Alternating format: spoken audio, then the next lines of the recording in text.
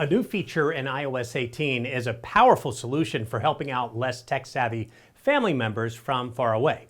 I'm with the CyberGuy. Follow me at cyberguy.com where my newsletter is free.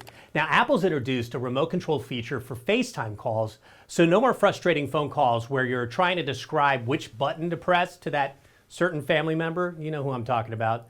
Well, I'm here to walk you through it. This is really cool. First things first, let's make sure you've got updated to the iOS 18 version. If you haven't already, head to Settings, then tap General, then Software Update. There at the bottom, you'll see a place to upgrade. It's all free.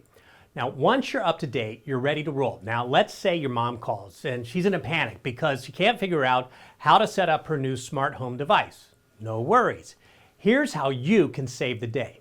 Start a FaceTime call with her by clicking on the FaceTime app, then click New FaceTime. Where it says To, type in the name of who you want to connect to. In this case, it's going to be your mom. Then click the FaceTime icon at the bottom of the screen.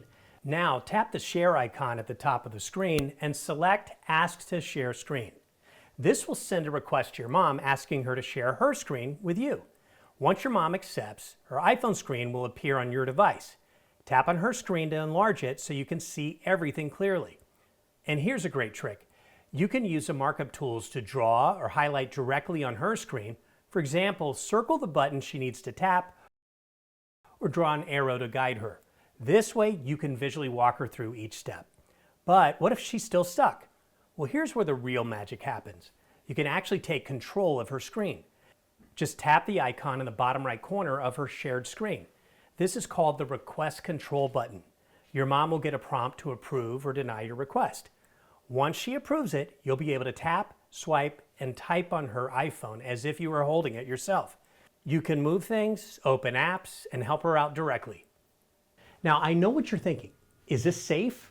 Well, only trusted contacts can request control, and you can always decline a request. Plus, certain sensitive actions like changing your Apple ID settings or making payments are strictly off limits in these sessions. When you're done playing tech support, ending the remote control is a breeze. Click on the horizontal oval shape at the top of the screen.